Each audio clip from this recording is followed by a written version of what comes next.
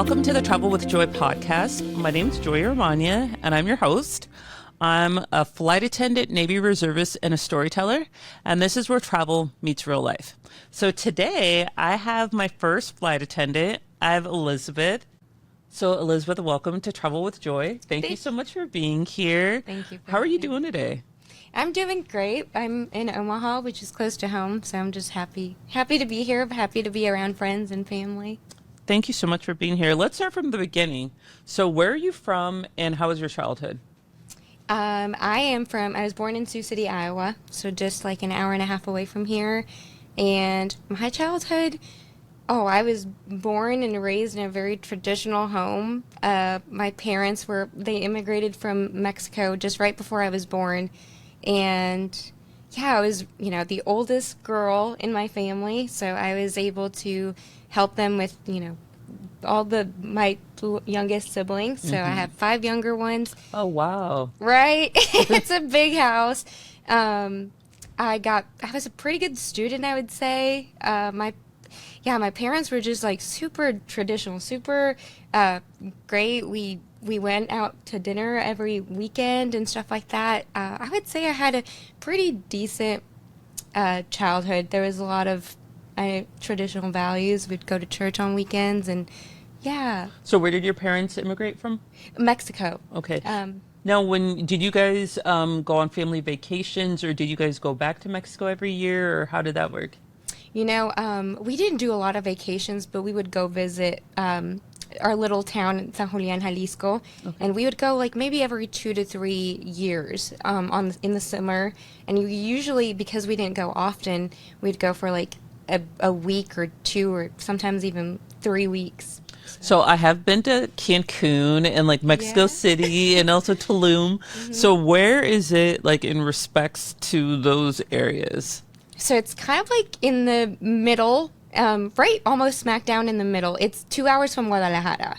Okay. Yeah. So it's a super, super small town. I think I could probably, I don't even know what the distance is, but I can probably run from one end of the town to the other. Oh, wow. So kind of small. Yeah, small it was a very small town in Mexico. Wow. So when you were growing up, what did you want to be when you grew up? Oh, God. I think I had aspirations to do it all. I think I wanted to be a cosmetologist. Mm-hmm. I wanted to be a lawyer. I always loved teaching. So I thought I could do it all. And I still kind of think that way, but things have changed. Now, what inspired you to be a flight attendant? I never thought about being a flight attendant. But I remember I was a full-time nanny at the time. I had quit my job as a legal assistant. That's what I went to school for.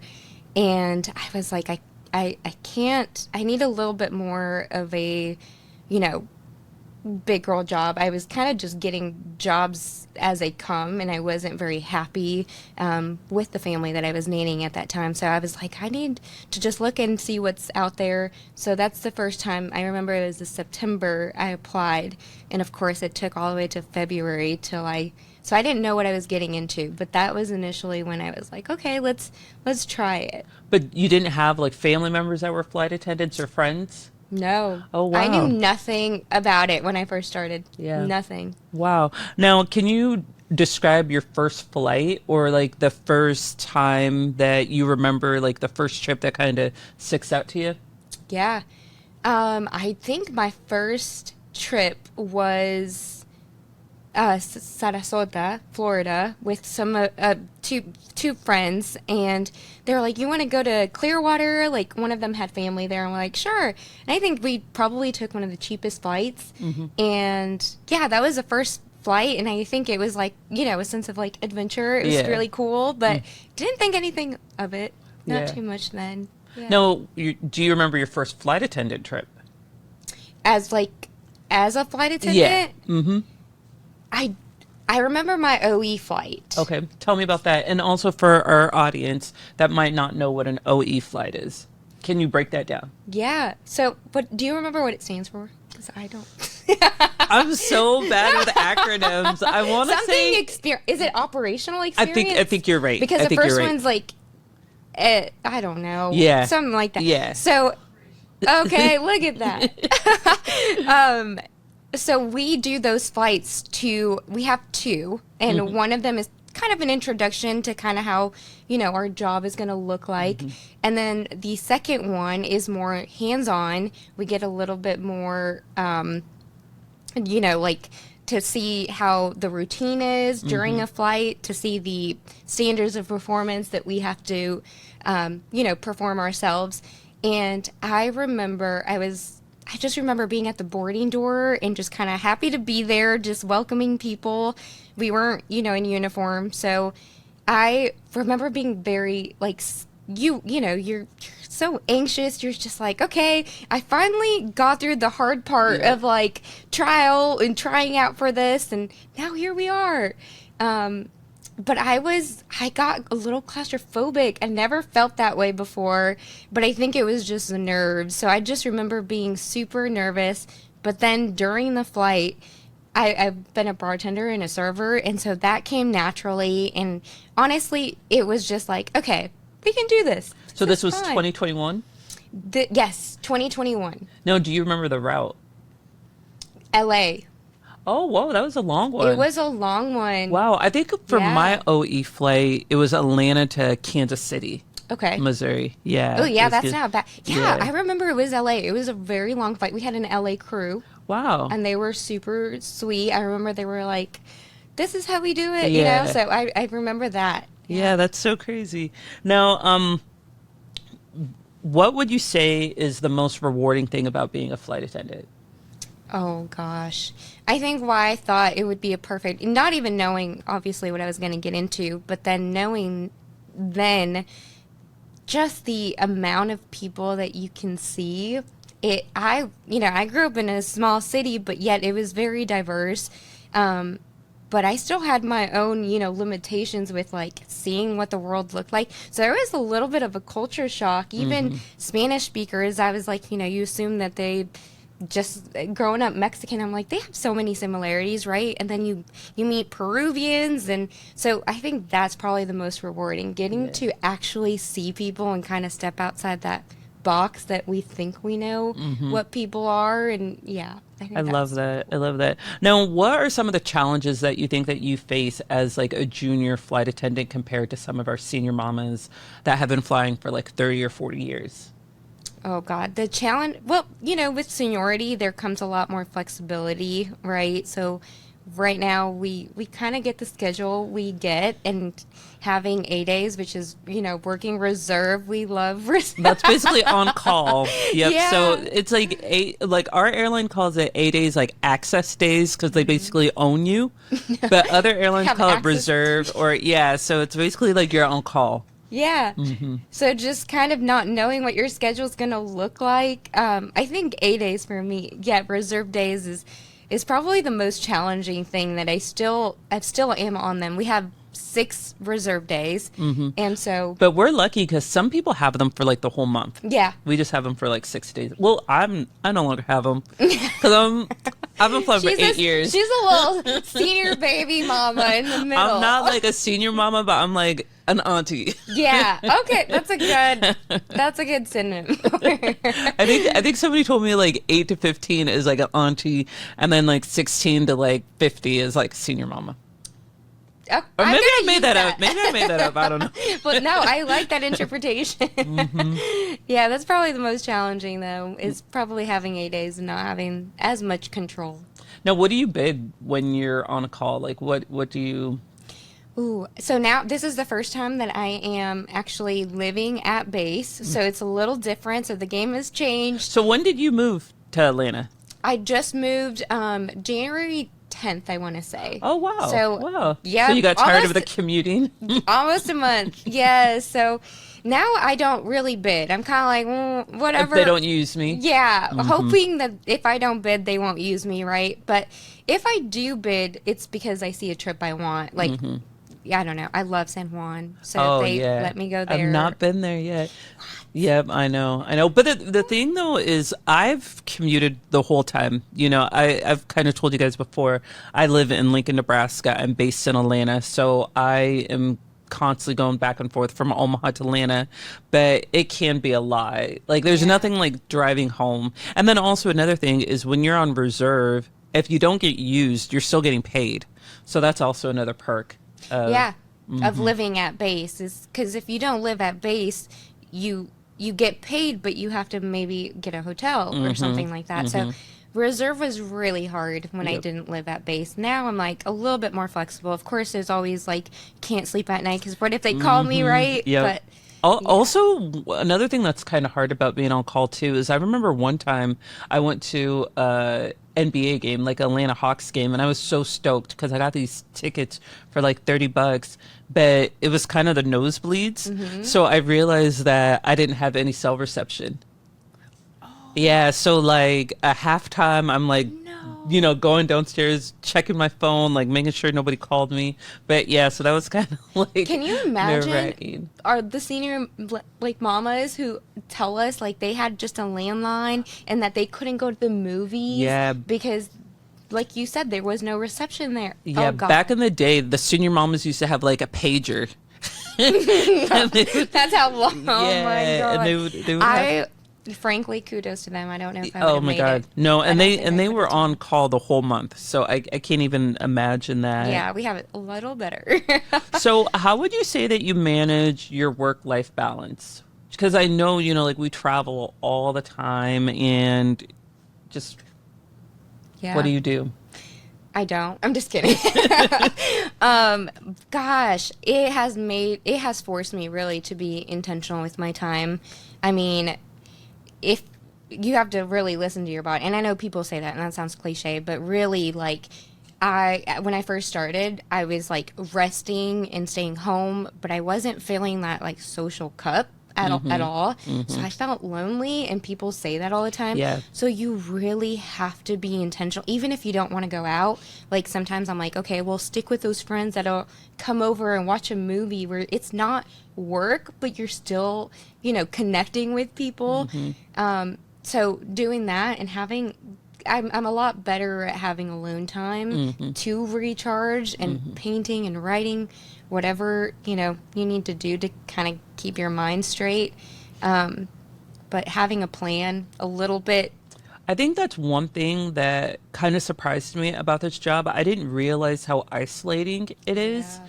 And I know when I first started flying, it was like I flew every weekend, and a lot of my Yeah. friends, they would, do stuff on the weekends because they worked Monday through Friday. And then after a while, people just stopped calling me to Yeah. hang out. And then also, a lot of us, we'll fly 3 days a week, but that's like the equivalent of being full time. Yeah. So it is like, it's, I don't know. I like to think of it as kind of like a pink collar job because Yeah.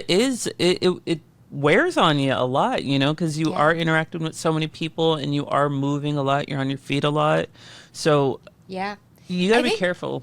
it's easy. It's an easy job in theory, but it's hard on your body. I mean, the biometrics of being in the air, you're literally your internal organs are changing. Yeah. So you're tired. I mean, people come back from a trip and sleep, right?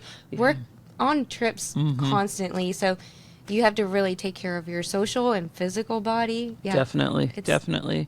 No, how do you spend your layovers?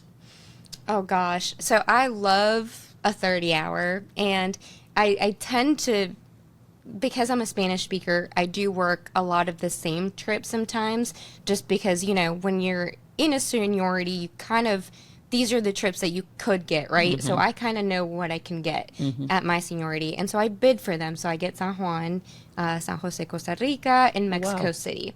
So I love those. Are they long layovers or short? Yeah, Oh, 30 that's hour. good. Oh, that's Yeah. awesome. So I am lucky in that sense where it has a little bit of a routine as much as we can with this job.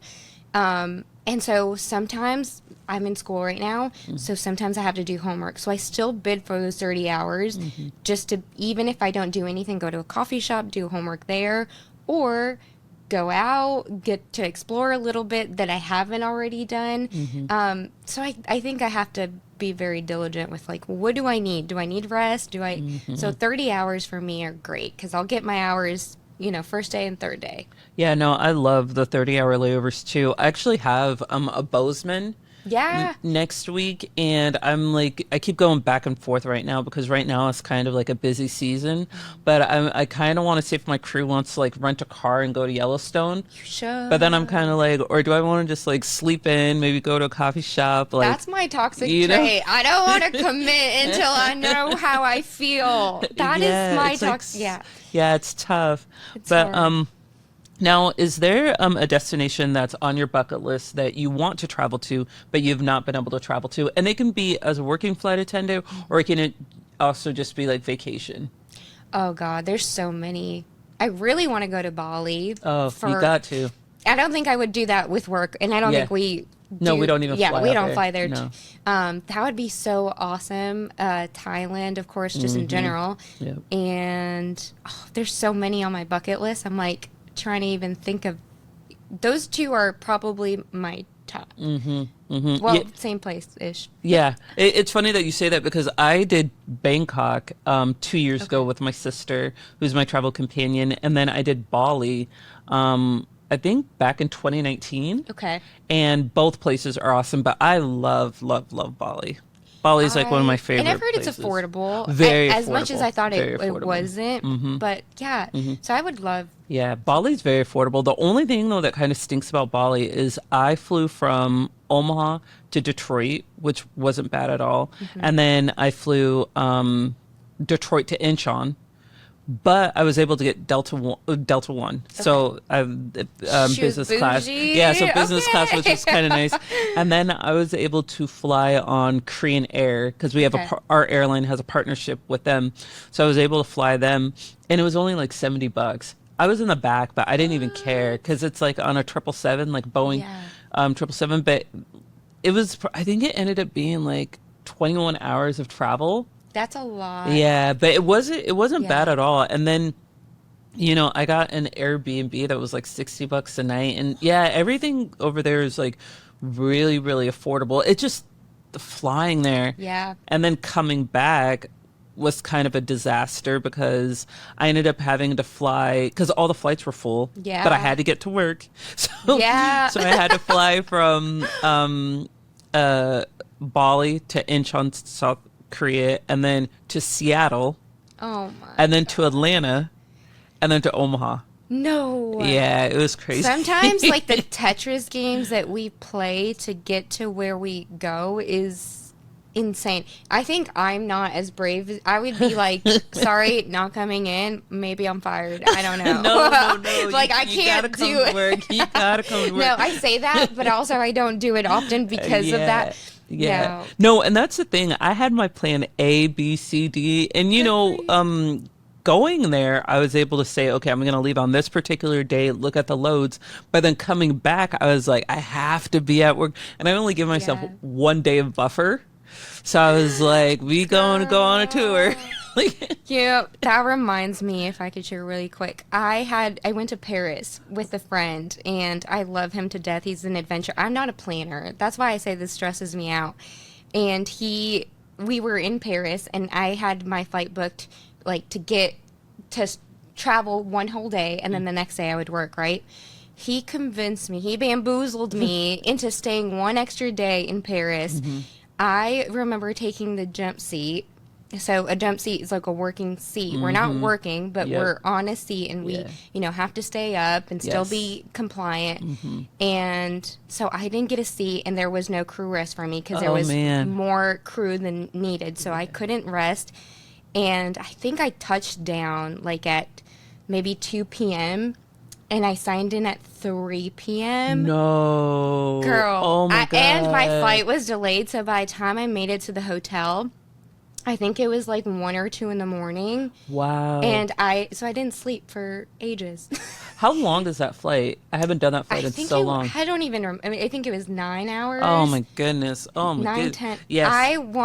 I remember sending him a message. I'm like, you were so lucky. I love you. 'Cause Wow. This is miserable. See, I can never do that because even just like as a working flight attendant, when I'm working on a trip, I don't even want to fly more than like 2.5 hours. I don't wanna fly at because- all. Yeah, my back starts hurting and just like being in that position. So I can't even imagine being on a jump seat for like 9 hours. And then you're also trying to stay out of the Get out way, of the way. and you're just The like, crew is phenomenal. They Yeah. kept me up, thank God, but I was not okay. oh my God, I probably try to start working. Like, can I, four Yeah, drinks, you're not can I? supposed to, so Yeah. you're like, oh, yeah, you're like, let me just stay up. I don't know how I did it. Wow. Yeah. Now, what are some traveling essentials that you have in your crew bag that you bring on every single trip? Oh, so I think I got a really good system now. Like I know what I need. You know, of course, at first you're like, oh, let me buy these cute little travel things, right? Yep.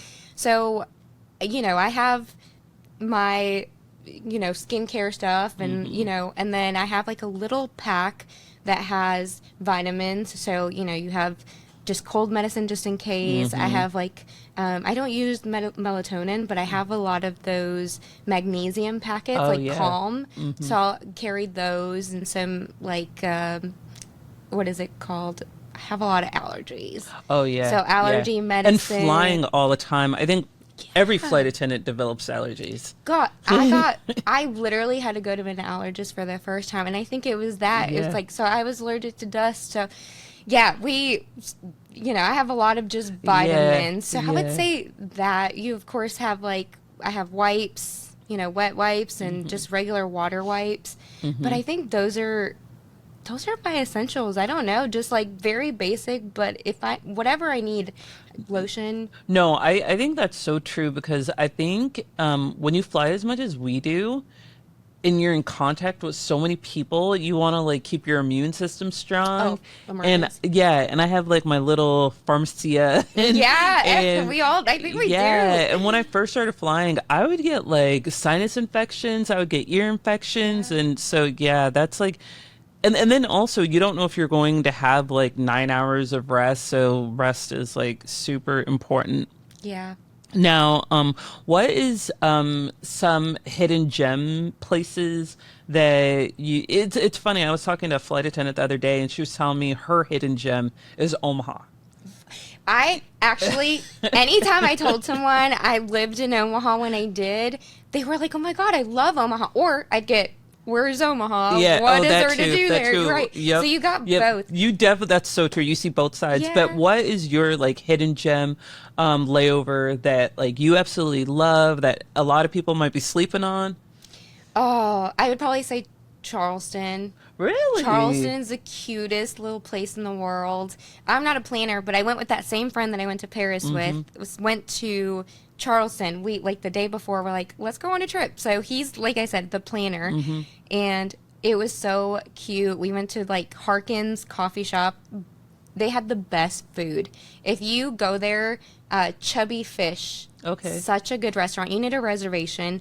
They had the best food. I got to see dolphins, which is my favorite. At the restaurant? No, not at the restaurant. I was So thinking, you're like, okay, what? I moved on to the next topic. I'm thinking, no, it was like I can't even remember what it was called, but it was a little creek. Oh, okay. But you could also go on boat tours, and they have like dolphin watching, sunset tours, and Oh, wow. it's the best place in the world.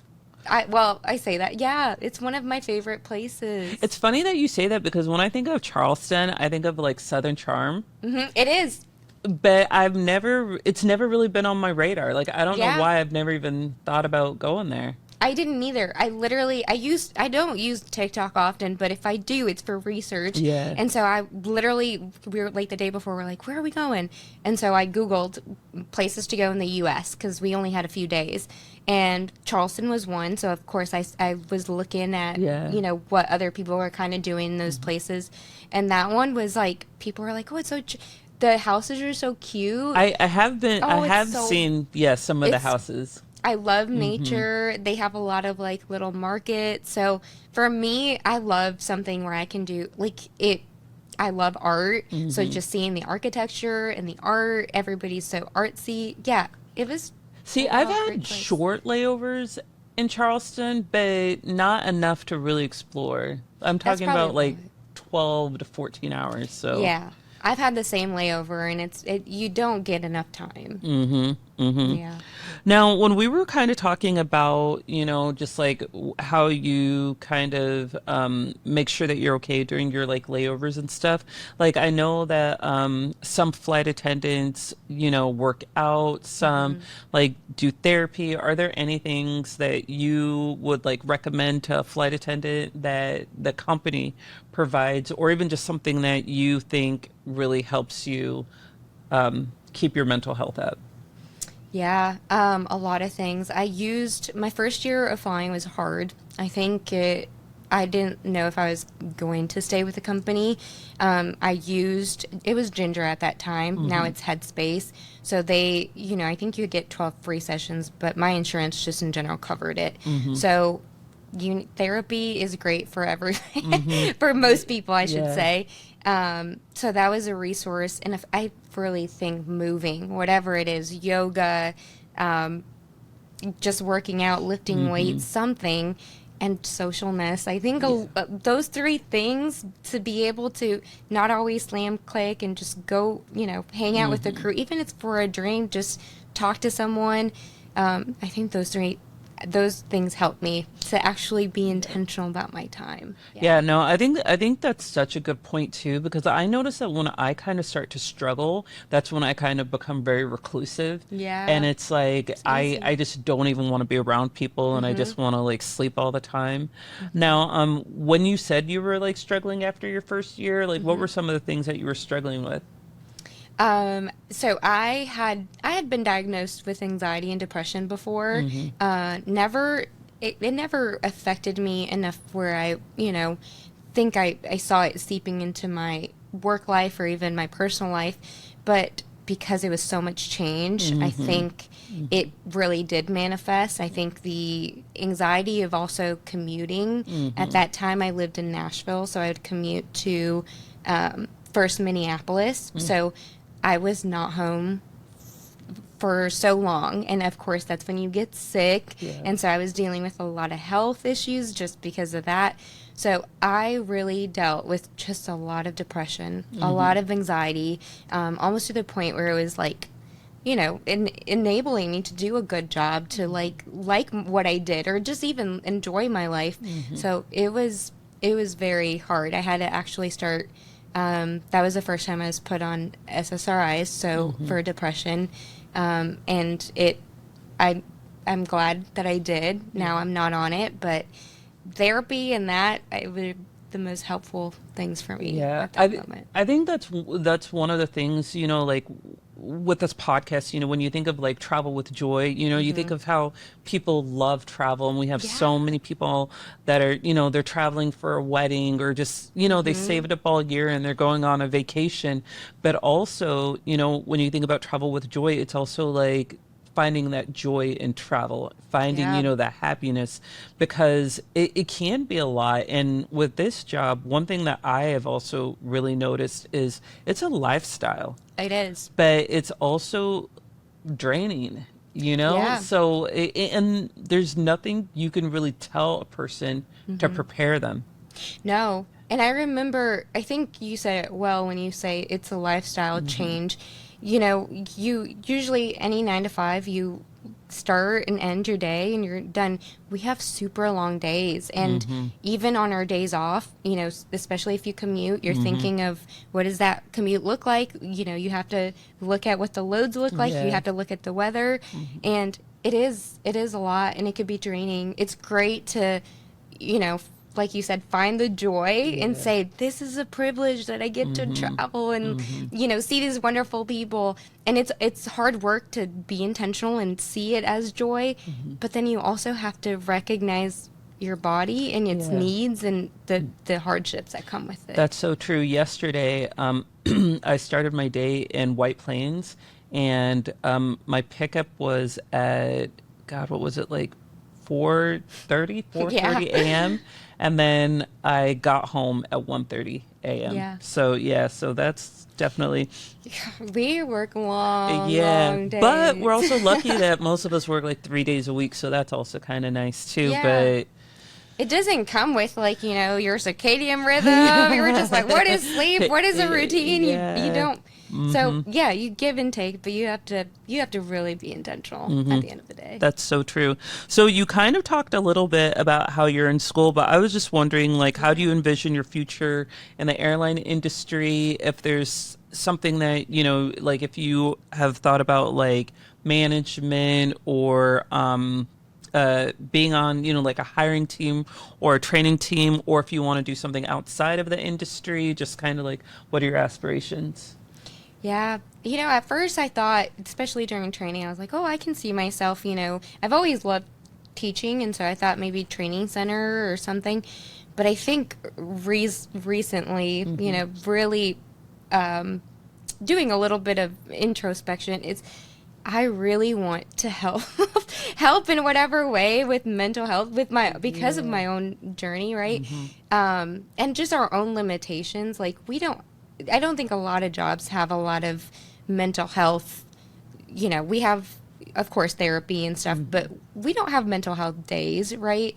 And how do we incorporate that into work? And how do we also not just say, oh, let's take care of our mental health. What does that actually look like, right? So I'm going to school for psychology. My hope is to get my PhD, be licensed, and maybe start my own practice if all goes well and God willing, and then be able to implement that in jobs and in schools and really talk to people and have those really tough conversations.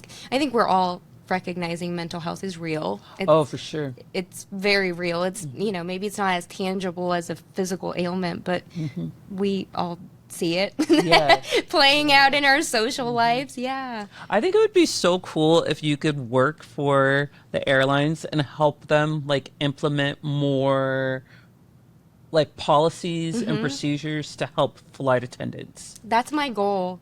I can't control a lot of things, and that's why I'm like, okay, there's a lot of things in the world that are happening that I can't control. How, for me, understanding what anxiety and depression is and the tools and kind of contextualizing, okay, I'm a human. This isn't abnormal. There's a reason I feel this way. There's a chemistry in my body that's making me feel this way. How do I incorporate that in a policy? How do I make it tangible or make a policy that helps us, where people aren't taking advantage of it, but we're also helping people. So yeah, that's the goal. Now, is there anything that you think that listeners need to know about flight attendants, just our profession, as a whole? Is there any misconceptions that... Oh God, there's so many. Of course, people are like, oh, that's so fun. And it is. It's a great industry. It's a great job. We get to see the world, and we could sometimes take it for granted. But I think at the end of the day, we're not machines, right? We get tired. There's so many times where I'm like, okay, I got to change my mood. Even if I'm tired, I'm going to connect with people. I have to make that attempt. So yeah, there's a lot of glamour and a lot of privilege in the job. But there's also a lot of, realness in any job. There's a lot of things that we go up against, right? We see people that are tired, hungry, away from their homes who are also taking it out on us in some way, in capacity, so being able to mitigate that is hard. I think there's a lot of emotional labor if you're doing it well true. And right if you're not jaded and just going through the motions. Yeah, right. So I think that's so true. And I think also for myself, I've also kind of had to tell myself not to take it so personal. Yeah. If passengers are, if they have a 2-hour delay and they're just upset, and it's the pilots can kind of hide behind, in the flight deck, but we're, forward facing, and sometimes it's just it's not you, Joy. They don't dislike you. They dislike the situation. Yeah. I think I think the people skills that I had before have definitely developed and changed because you are dealing with people in a closer proximity. Oh, for sure. You're in a metal tube for a long, and they've dealt with TSA. They've dealt with, the anxiety of flying, and so you can't take it personal. And sometimes it could even be something so small. I had a guy this past 3-day trip. I felt so bad for him because he was supposed to be in first class, and then there was like a schedule, like a change, and he ended up having to be on a different flight, and he was like all the way in the back of the aircraft, and he was so frustrated. And a year ago, maybe even 2 years ago, I would have been like, bro, it's a short flight. Yeah. Like, it's a 30-minute flight. Like, get over yourself. But I caught myself in that moment, and I was like, he was probably really looking forward to like a whiskey and Coke and those Biscoff cookies in the front, and we ain't giving you nothing in the back. So I had a flight attendant who, I think one time we ran out of something in first class, and I was like, oh, it's okay, it's not a big deal. And she's like, they pay a lot of money for that. And I was so glad that she brought that up, because I was like, yeah, I'm being a little bit callous maybe with what they're dealing with. So just meeting them and saying, hey, I understand your frustration. Like, I think that is super helpful. So you pointed out a good thing. Like, we have to check ourselves sometimes. Like, we see it all the time. We get to enjoy the biscuit. So it's like other people don't fly as often, and the money that they're spending, like, it's important. It's hefty. So true. And it was funny too, because then I asked him, I was like, like I can bring you something. He's like, no, it's good. It's only a 34-minute flight. So but for a minute there, he was definitely frustrated. And you know what? At the end of the day, you get to be frustrated. How you react maybe is a little different, but that's why, So true. Now, this is my final question. Ooh, okay. But how do you think the airlines and even just like our fellow flight attendants can support each other with this like crazy job in regards to like our mental health and well-being?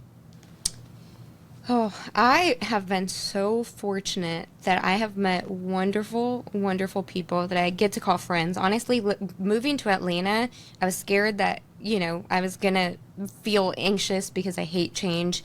Or it's not that I hate change. I think it's harder for me to change. But I knew that there's a lot of flight attendants that live in Atlanta because it's a huge base. And I've met some of my best friends there that I probably, if I get married, I would have at my wedding, and, people that I consider super close. And it's because they just take care of you. I mean, they, do you need anything? I've had people bring me breakfast, just like really just being your family away from home is the best thing that you can do. And I have one of my best friends is always like, it's crazy how close you get with people. And I'm like, that's because, it is such a unique job where you have that shared camaraderie of like, okay, none of us know each other. We have to have each other's back because there's so much that can happen, so many delays, you're tired, or even like, God forbid, there's a lot of safety concerns that could happen. And so really taking the time to connect and support. Sometimes people are like, oh, I don't know if we're going to have time for coffee. Baby, take that time. Yep. The operation will handle 5 minutes. It's okay. Yep. And sticking with each other. And I think that's probably the best. Just really listening and being there for each other. How do you never know. So many people have personal lives at home that they're leaving behind. So just try to help. I love that. I love that. I think that's so true, and I definitely agree with that 100%. Is there anything that you want to like let the listeners know, or anything I missed? I don't think so. I mean, I think we touched on just pretty much everything. Overall, I think we have to do a good job of just taking care of ourselves, and this job forces you to really prioritize. I mean, I used to not be very good at, having a plan or a schedule. So, finding what's important for you and making time for it. Because there's a lot of flight attendants that share, like, oh, I just want to hang out with my fiance, but I also miss my family. We really do have to do the gymnastics to go out and seek what we need. No, I totally agree. I totally agree. About that. Well, thanks for being here. Appreciate you so much for coming, all the way down to Omaha to hang out with me. And thank you guys, for spending part of your journey with us today. And if this episode resonated with you guys, please subscribe, leave a review. If you have a question for Elizabeth or for me, definitely, leave it in the comments. Also share this with anyone you think that might need it. And until next time, travel with joy. Take care.